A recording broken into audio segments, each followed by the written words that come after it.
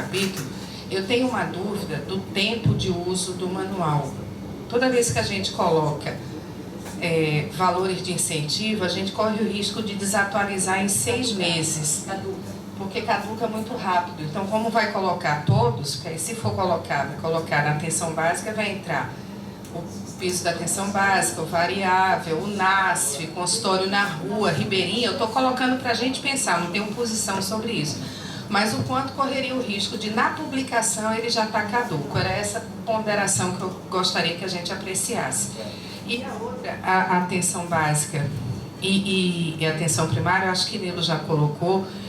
O que eu gostaria de ponderar, se você é médico de família ou sanitarista? Porque eu acho que a gente tem mais sanitarista aqui do que médico de família e gestores de todas as profissões e tal. Porque eu sempre coloco isso, já coloquei em GT, o Paulo é da Sociedade Brasileira de Medicina de Família. Então, na realidade, ele reflete a discussão da atenção primária no que se filia à Sociedade Internacional de Medicina de Família também. Eu acho que a gente tem que conversar isso com ele na lógica brasileira. Eu acho que a gente tem que ponderar assim, esse manual é do gestor. A discussão de Bárbara Stafford a gente localiza na Sociedade Brasileira de Medicina de Família e Comunidade. Eu sou muito clara. Assim, e com muito respeito, eu acho que não cabe falar de atributos. Eu queria reforçar a fala do Nilo, porque o gestor, ele não é o especialista da atenção básica nem do saúde da família. Isso não vai, como a André diz, vai acabar que dá uma confusão exatamente qual é o meu papel aqui.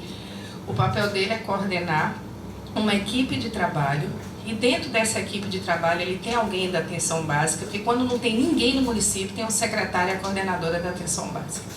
Essa coordenadora da atenção básica tem que discutir muitos atributos, mas não é o gestor. Eu acho que era essa a questão que dialoga com o que Cristiane falou. Agora, sobre regulação,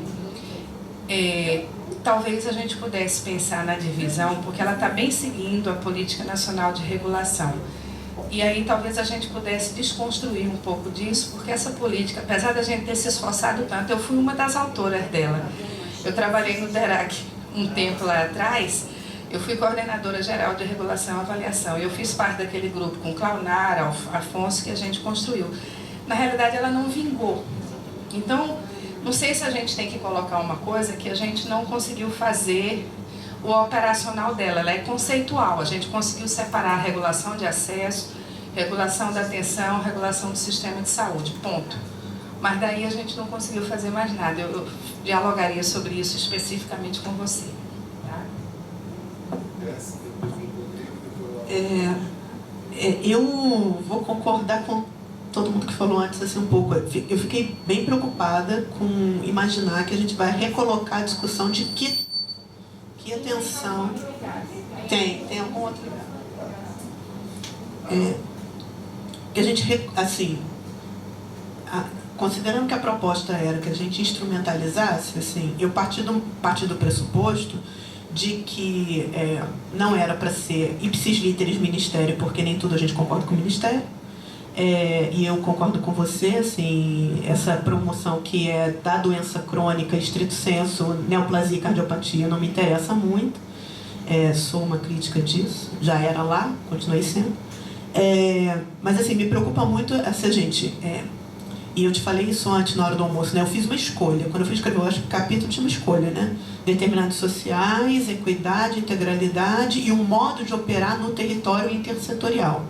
Afirma-se isso, assim, isso é possível fazer legalmente dentro da política preconizada pelo Ministério, não tem nenhum impedimento para o gestor fazer isso, e eu mostro para ele uma tecnologia de como fazer. Se a gente for entrar na discussão que a atenção básica, primária, enfim, o nome que o teórico quiser dar a isso, não é aquela do grupo, não sei o que. Uma coisa é você ser contrário à fragmentação em grupo por patologia. Isso é uma posição que é possível fazer. Outra coisa é você discutir se ela tem ou não tem que fazer ação populacional. Isso inviabiliza pensar, por exemplo, o capítulo de promoção da saúde. Porque aí eu vou estar falando de educação e saúde na clínica ampliada dual ou no grupo de sala de espera, e aí fica confuso. Assim, acho que tem que ter um posicionamento de qual é a atenção básica que vai se afirmar no manual, de acordo com as diretrizes do CONASEMS.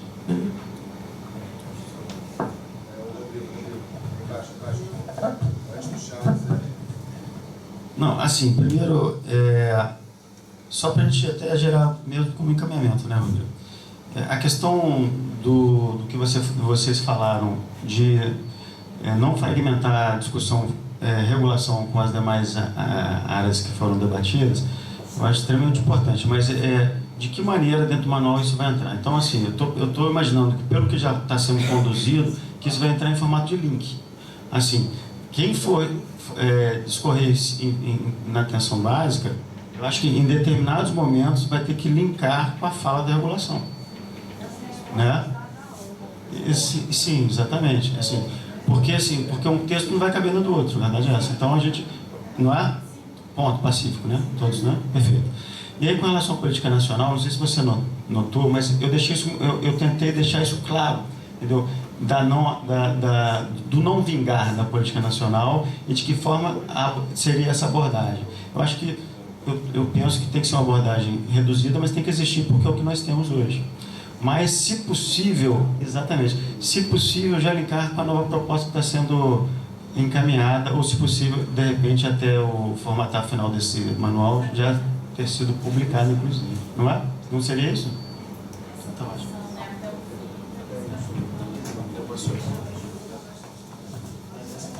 Bem, reforçando um pouco das falas anteriores, mas eu fiquei muito preocupado com a linguagem que eu ouvi aqui.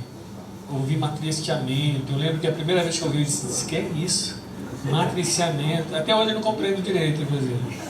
Participei de várias oficinas. Planificação, que eu não vi aqui, mas o CONAS adora planificação. Planificação. Isso eu sei. Mas então eu fiquei preocupado com a linguagem toda utilizada, que eu acho que ficou muito, talvez dos capítulos todos, mais distante do nosso dia a dia como gestor. Eu acho que tudo que foi falado, eu acho que o Nilo também pegou isso, do que é que vai para o manual, por exemplo, da regulação. Eu acho que quando o colega colocou, olha, a Vila Sul vai me ajudar, porque a Vila Sul vai colocar o que precisa estar no manual. Eu tenho um paciente com CA e o que eu preciso para conseguir o leito, lá na terra da Dona Olga. A regulação de acesso, regulação de atenção, regulação de sistema. Isso, neste momento, eu acho que não vai ser. O que eu quero saber é como eu conseguir um leito para o meu município, que tem 10 mil habitantes, não tem UTI, não tem UNACOM, não tem CACOM e eu preciso de um leito. O que é CNRAC, o que é SERAC, o que é essa linguagem toda que eu vou estar no meu dia a dia, já no dia seguinte, no dia 13 eu voltei lá, olha, eu estou aí, me disseram que era o CNRAC. O secretário disse: o que é isso? Eu acho que o Vila SUS, e por isso que é boa ideia, Rodrigo, o Vila SUS vai trazer para o nosso dia a dia, vai puxar para mais próximo. É só para dizer, para a gente ter muito cuidado na linguagem.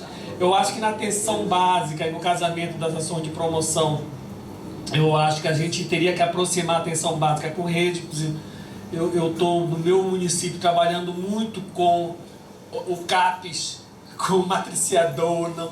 Ele recebe, depois repassa para a atenção básica, devolve o paciente fica na atenção básica e só segue para o CAPES se é extremamente necessário.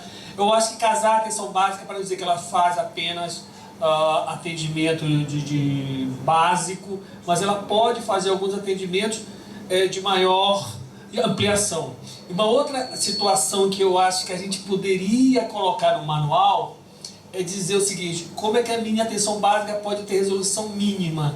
Então eu faço pré-natal, eu não tenho referência para ultrassonografia, eu não tenho referência para exames, eu vou ter o pré-natal péssimo. Eu não sei se a gente podia colocar alguma coisa aí na atenção básica. Eu dou a consulta, eu faço sim a consulta para gestante, com enfermagem e médico. Você garante os exames básicos necessários? Não garanto, não tenho laboratório nenhum. Você garante pelo menos um ultrassom, uma imagem? Não garanto, não tenho ultrassom no meu município. E onde eu vou buscar? Lembrando que 30% dos municípios brasileiros não tem sequer raio-x. E eu acho que a gente tem que casar essa carência nossa de diagnósticos e gestor. Nessa situação você tem que fazer isso. Ou nessa situação você tem que correr atrás disso. Sou eu. Acho que casa um pouco com... vou falar primeiro a coisa do Paulo. Assim, o capítulo, quando a gente pensou o capítulo, tem claramente assim, a gente viu a necessidade de se afirmar a importância da atenção básica. Por quê? Porque isso não é de barato. O grosso dos gestores não entram convencidos que tem que implantar a atenção básica. O grosso dos prefeitos não. Então a ideia de ter um momento de afirmação de valor, e aí mais do que isso, ao contrário de outras experiências de atenção básica, a experiência brasileira ela foi muito vinculada a uma certa concepção programática e uma concepção muito vinculada à vigilância. Isso quase que só no Brasil, não sei, mas isso ferrou com a nossa atenção básica. Então a gente precisa afirmar que a atenção básica é clínica. Então nesse sentido também, é clínica também. Antes que você... Não, mas é também, mas aqui, no Brasil afirmar que a atenção básica é clínica é fundamental. Porque senão a gente não... Nesse sentido, a ideia era um pouco afirmar valores, ou seja, a encomenda deste capítulo era dizer, é bom negócio fazer e é melhor negócio ainda se fizer com algumas características que a gente julga importantes. Aí eu acho que, a gente tem que discutir, isso tem nos documentos do Conasems, inclusive, tal, quais são essas características, não precisa inventar, quais são essas características fundamentais. Vamos chamar de atributo ou não? Não tem mais. Quais são as características fundamentais que são uma atenção básica? Porque senão a atenção... Uma equipe de saúde da família pode ser nada mais do que um pronto atendimento, ou pode ser nada mais do que educação e saúde. E ela precisa ser muito mais do que os dois juntos. Então acho que esse é um pouco... esse capítulo está ali por causa disso. Acho que a gente vai ter que ver no conselho editorial como é que a gente baliza isso com o Paulo. Se é que é isso que a gente está pensando. Isso é uma coisa. Uma outra coisa, Rodrigo, acho que não só Rodrigo, acho que a gente precisa legal, inclusive agradecer bastante, muito bom que os autores fizeram um esforço de ficar não só na sua parte, mas pelo menos nas partes mais próximas, porque era fundamental isso, porque tinha uma outra aposta que esse espaço aqui ia fazer, que era isso, aqui tem conexão, aqui tem conexão. Eu acho que assim, a ideia do Vila SUS, a ideia da Olga, a gente pode, há essas duas ideias, em especial nessa parte que eu vou chamar de assistencial, a gente pode somar a ideia, a perspectiva de ter casos de usuários. E aí esse usuário guia, ou esse usuário aí, ele ser o mesmo caso que a atenção básica vai trabalhar a regulação, porque assim, uma coisa que eu senti falta na regulação, quando do debate de regulação, é porque a gente precisa regular a gente da atenção básica para atenção especializada, isso daí precisa estar no... é óbvio que isso está presente aqui, mas isso está presente também, porque a Olga, um município de pequeno porte, em qualquer lugar, por mais que tenha uma central regional de regulação, ela faz regulação, ela opera regulação no cotidiano. Tanto a equipe de atenção básica tem que fazer micro-regulação, quanto ela precisa fazer regulação em vários aspectos. Inclusive, um pedaço dos nossos problemas assistenciais é porque a gente não está fazendo regulação. Então a ideia era você trazer isso e a gente pensar num caso, acho que a gente tem que matutar e pensar 1, 2, 3 situações que de uma certa maneira consigam produzir o link, da mesma maneira que consiga produzir essa relação, entendeu? Um caso de câncer, por exemplo, pode ser algo interessante que opera tudo.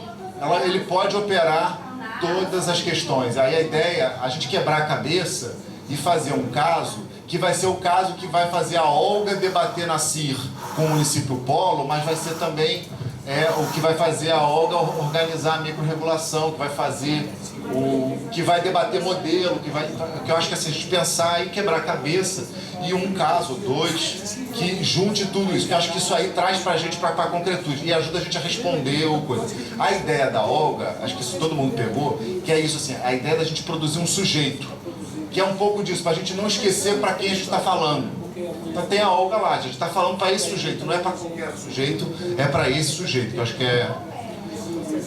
eu acho que é importante fazer isso. A outra coisa, assim, eu acho assim que, tentando aliviar a barra dos 2 vídeos, dos 3 vídeos, mas dos 2 vídeos em especial, porque acho que da Mariana o problema é que ela tentou pegar coisa demais. Acho que na hora que ela pegar o que é o dela, ela melhora. Mas porque ela falou de tudo, inclusive falou do 80% do teu capítulo. Mas os dois, assim, acho que, primeiro assim, o Gustavo é uma encrenca desgraçada. Falar de... Vamos combinar, o que a gente não sabe fazer, né, gente? É falar de como é que organiza saúde da criança, saúde da mulher, câncer, como é que organiza isso tudo numa rede que a gente diz que é única. Ou pelo menos que a gente diz que é uma rede integrada. Como é que faz isso? Porque se a gente já não consegue fazer, imagina explicar isso. Então acho que é uma encomenda difícil, eu acho que é esse elemento. De qualquer maneira, o capítulo porque o Gustavo tem 2 capítulos. O primeiro capítulo dele, a ideia era também uma certa afirmação de valores, que talvez, acho que a gente vai ter que amadurecer isso, mas que talvez ele possa... a nossa escolha pela Vila SUS pode ter ressignificado até a própria trajetória conceitual. Ao invés de apresentar os conceitos, esses conceitos vão ser reorganizados a partir de certas situações, entendeu? E aí trabalhar esse elemento. A outra coisa que eu acho que eu concordo com o Gustavo, que eu acho que talvez a saúde mental valesse um cuidado maior, além de não ter só uma coisa, talvez valesse, mas aí volto aí pra gente debater, que eu acho que vale, não porque o movimento social vai bater, mas porque eu acho que é uma área mais complexa, acho que é uma área que ela trabalha outros elementos, tem um outro modo de produzir que eu acho que é interessante vou colocar também. Tá no debate, mas não tinha escrito. Fernando. Ah, não, Fernando. Então vamos fazer assim, Fernando, depois... Bom, primeiro eu vou pedir desculpa, eu perdi algumas partes aqui, mas eu queria fazer algumas considerações sobre esses temas que eu acho que são importantes. Primeira coisa que eu ouvi aqui é que a gente não vai abordar muito a questão de rede temática e tal. Acho que é importante a gente abordar até dizendo dos limites que essas redes têm e da insuficiência que elas provocam, porque são, como eu disse, a gente precisa dar conta também com os nossos manuais de várias angústias que os nossos gestores vão ter, não é? Mais do que dar conta das angústias, eu acho que nós temos que ter uma preocupação com identidade. Ele tem que se sentir identificado. E aí eu acho que nós temos uma questão que é fundamental, que tem que nos guiar no manual inteiro, no manual, qualquer outro nome que a gente dê para esse material. Muito bem. Que é o seguinte, a gente separar com clareza, o que é o nosso desejo de que seja a rede de saúde e o que é a rede de saúde. Porque isto é uma dificuldade. Nós que somos batalhadores de um sistema de saúde, muitas vezes usamos uma linguagem... eu acho que, inclusive, está na gênese de muitos quadros depressivos. Porque a gente usa uma linguagem, uma estratégia, a gente desenha um cenário que é o nosso desejo. Aí o cara chega lá e não é nada daquilo. Ele fala, meu Deus do céu, eu sou um péssimo gestor, isso aqui, eu não tenho capacidade para fazer nada. Então a gente tem que ter clareza do que nós estamos falando como desejo, como construção do futuro, como sistema de saúde que a gente antevê e como as coisas funcionam. Nesse sentido, e para finalizar aqui, já pedi desculpa que eu perdi boas partes do que teve aqui, não quero embananar mais. Atenção básica, eu tenho uma observação a ser feita. Eu acho que na atenção básica, a gente tem que delimitar também com muita clareza o que nós estamos falando quando a gente fala de atenção básica. Eu acho, Rodrigo, que não é tanto a questão de se ela tem uma vertente mais que veio mais da vigilância ou se veio mais da clínica e tudo mais. Eu penso o seguinte, tem gente que olha a atenção básica como um fenômeno de racionalização. Este é o problema. Aí, quando as pessoas falam, a saúde tem que ter mais gestão, eles estão olhando para isso. Eu vou colocar uma atenção básica simplificada, que gasta pouco, não é? E que consegue resolver os problemas com um nível de simplificação maior. Eu acho que não é isso. A nossa atenção básica deixou de ser isso há muito tempo. E aí eu acho que nós temos que colocar instrumentos lá que possam fazê-la funcionar. O Charles falou acho que é isso mesmo, não ter limite. Se a atenção básica conseguir fazer coisas muito complexas, ótimo que isso seja feito na atenção básica, mas precisa colocar as ferramentas lá. Porque a gente fica com um discurso assim. Eu já fui trabalhador da atenção básica, então eu sei como é que é. Aí fica um discurso assim, que tem que resolver 85% dos problemas de saúde, que está colocado conceitualmente. Aí ele não pode pedir nada que não seja um hemograma, um protoparasitológico de fezes e urina 1. Então não dá para resolver 85% dos problemas. Então a gente tem que empoderar isso. Mas, não é? Nessa perspectiva, olha, tem que ser uma atenção básica bastante potente para que consiga resolver os problemas. A outra questão que eu acho que a gente tem que abordar, já analisando, é a questão de rede. A meu juízo, não sei se eu vou exagerar muito, hoje eu estou falando um monte de coisa exagerada aqui. Não tem rede nenhuma. Não tem rede, gente. Não tem rede. Nós chamamos o amontoado de serviços de rede. Nós temos boas intenções de profissionais, os profissionais lá do Charles que fazem matriciamento com a rede básica, o pessoal da saúde mental. Depende das relações profissionais das pessoas que têm boa vontade e tudo mais. Mas institucionalmente nós não temos rede. E eu estou convencido, e eu acho que isso tem que entrar de alguma maneira nessa discussão. Estou convencido do seguinte: ou nós enfrentamos o desafio de ter um sistema de informação que forneça prontuário único dos pacientes dentro do Sistema Único de Saúde, ou não vai ter rede, porque você não tem instrumento de relação entre os profissionais. O que a gente está esperando? Que as pessoas conversem umas com as outras, ou que o sujeito atende 20 casos por dia, que ele discuta os casos, ou que ele encaminha, ele vai discutir com outro profissional que está num outro ponto, num outro lugar, que é achado em outra hora, que é diferente da hora que ele trabalha. Então, ou a gente coloca um instrumento que é baseado no cliente, para que a gente tenha rede, ou eu acho que a gente vai continuar falando de rede muito mais como um desejo do que como um atributo do sistema. Eu acho que, não sei se foi comentado, talvez na sua fala, porque eu estou aqui, sou gestora, né? Estou respondendo no WhatsApp, prestando atenção e tentando participar tudo ao mesmo tempo. Então, assim, uma demanda que vem muito na estruturação da atenção primária para a gente, quando presidente de COSEMES, é como é que eu avalio a minha atenção básica? Né? Porque eles já chegam lá para a gente assim, porque eu vou pedir uma UPA para o meu município. Calma lá, você vai pedir uma UPA, como é que está a sua atenção básica? Eu não sei. Então, essa coisa da quantificação da estrutura física, quantos consultórios, não adianta você pensar, e a gente tenta embutir isso, não adianta você pensar quantas unidades você tem, porque depende da estrutura unidade. Né? Então, quantos profissionais você tem na atenção básica, qual é o acesso da sua população a esse primeiro atendimento, que pode ser básico sim, mas é o mínimo que você tem que garantir no seu território. Então, isso para o gestor que está chegando é muito importante. É muito importante. Como quantificar isso, quais as portarias que ele acha isso. Eu acho que para ele organizar o serviço, passa por aí.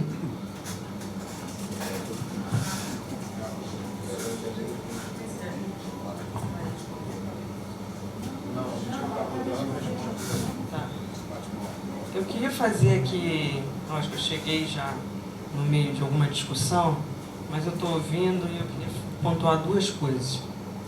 Primeiro que a gente necessariamente vai ter que ajustar, né? A gente está vendo tudo agora, e eu vi a preocupação, né? Rogério, o Gustavo com aqueles conceitos todos, isso aqui.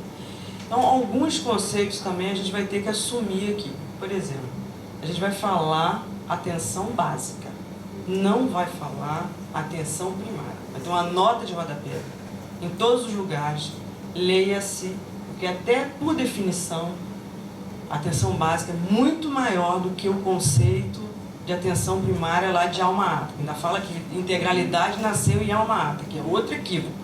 Nem estava pensando em integralidade lá. Era pés descalços e olhe lá. Integralidade é botar no pé de pobre, não é. Então é outra coisa. Então, esses momentos que eu estava conversando com o Fernando, que eu acho que são fundamentais, né? Por que que o sistema único tem esses princípios e essas características? Quando eu falei para ele da valoração, né? Como atuar, né? Que você já colocou vários exemplos, e aí a atenção básica ela é importante porque parece que é a atividade do gestor, né? Coloca uma série de questões. Em relação às políticas, redes temáticas, eu sugeriria que a gente tivesse um pouco de condescendência e não destruísse a ideia de redes temáticas de imediato. Porque ninguém vai botar outra coisa no lugar. Aliás, isso é um erro, inclusive de muitos colegas da micropolítica, porque o desejo sempre é destruir para reinventar. Não consegue reinventar sobre aquilo que está acontecendo. São problemaços que tem várias questões da identidade. Aí quando pega uma mulher negra, anemia falciforme, presidiária, que tem gente doente, né, com algum transtorno mental, não sabe dizer. Aí não tem micropolítica que dê conta dessa porra. Desafio. Aí você vai ter que se ver com aquilo, né? Então o que é, e aí eu fico preocupada que o tempo todo foi uma briga desde o início, né? Que a gente tem que trabalhar esse manual, aí vai a outra parte que eu vou dizer, né? Que seja oferecido como uma ferramenta que ela tem limite. Então o manual ele vai ter limite. E a gente vai ter outras questões, outros dispositivos que vai ter que estar enunciado, que vai trabalhar em etapas. Não é? A ideia de não colocar saúde mental é que eu não sei se porque eu já estou meio, né, para lá de Marrakech com a saúde mental, e todo mundo já me conhece, sabe disso, né? Porque se tivesse o movimento da reforma psiquiátrica lá na década de 80, o Valêncio não ficava tanto tempo naquela cadeira. Então, hoje a luta antimanicomial é outra. Não é daquele tempo lá, do Dr. Eiras, eu estudei o Dr. Eiras, aquele canil, né, que tinha, né? Então, assim, tem coisas que a gente tem que contextualizar historicamente. Então, essa questão da identidade, a gente também tem que ver a identidade desse usuário. Porque, ou coloca, e eu estou conversando isso com o Gustavo, ou coloca as redes temáticas enunciadas, ou antigas ações programáticas, que poderia até ser mais palatável para muitos gestores que se formaram com planejamento. Mas aí tem toda uma crítica, mas aí é tudo bem atendo a crítica, não vamos tematizar, mas ele não pode ignorar que existe, porque muitos desses temas são frutos de movimentos sociais. E aí não dá para abrir mão. Então, ou uma alternativa que eu proponho, que a gente utilize exemplos de usuário com essas características, porque é isso, é o concreto. É a pessoa que tem 5, 6 coisas de temas diferentes. E aí não precisa ser, pode ser Olga, pode ser Joana, que vai atravessando, é como se a Joana, 3 ou 4 pessoas com essas identidades atravessassem por todo o manual. Esse é o trabalho mais de refinamento, né? Que a gente vai ter que fazer esse esforço, que é de uma certa humildade, né? Humildade epistemológica, cada um que é autor, que tem a sua autoria, vai ter que disponibilizar um pouco do corpinho para a gente poder trocar no ponto de sentido da ideia. E a outra coisa que me chama a atenção, e eu quero aqui lançar o debate, mas a gente precisa terminar isso agora, é que, e aí me chamou a atenção, né, Cristina também, que tinha alguma coisa me incomodando no manual do gestor. E a gestora? Então a gente vai ter que entrar num acordo. Quer dizer, fica os ministros todos, o macho, como a gente tem aí, essa macharia toda, né? E as secretárias todas mulheres. Então, assim, se a gente minimamente, isso não tem a ver com... E aí não é uma questão de partido ou não, mas a gente tem um conhecimento da cultura política desse país. E tem mais gestora do que gestor, certo? Então, ou a gente coloca manual da gestão, tá? Eu vou sempre preferir o feminino, me perdoe, mas enfim, mas aí se for definido assim, tudo bem, né? Dois gestores. Da gestão, né? Que eu acho que você aumenta a capacidade, que não é só o secretário responsável, mas todos da equipe são responsáveis, e aí é o manual da gestão. Então essa ideia, né, da denominação, né, da nomeação, do enunciado, tem que ter a questão da responsabilidade, tá com a responsabilidade muito clara. Quando você faz assim, eu acho que a gente consegue avançar dentro dessa concepção. Então era isso.